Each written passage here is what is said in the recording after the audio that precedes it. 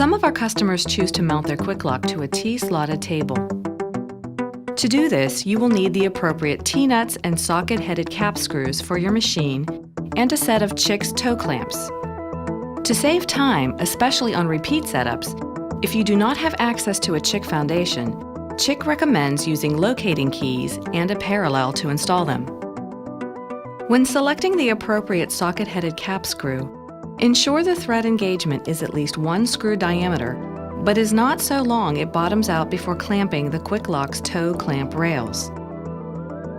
For a detailed example and formula, download the Frequently Asked Question worksheet, How to Determine the Toe Clamp Mounting Screw Length. If you are leveraging the time savings of locating keys, you will need to install them first.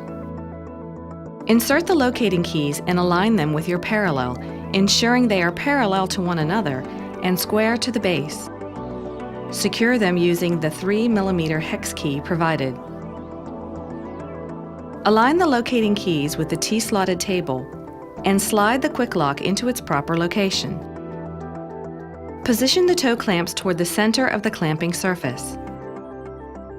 Use a dial indicator to square the QwikLOK to the machine axis. Secure the toe clamps using the chosen socket-headed cap screw and T-nut. To ensure proper alignment, secure each toe clamp assembly 1/2 turn at a time on opposing corners. When positioning the toe clamps, do not place them at either end of the base. The reaction force applied to the base at clamping will cause the base to bow in the center of clamping. The QwikLOK has a toe clamp rail the full length of the system, giving you the ability to position the toe clamps in the center of clamping.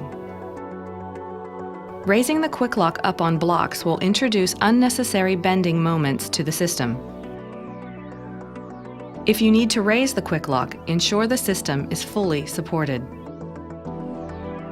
For more information, visit our website or give us a call at 724-772-1644.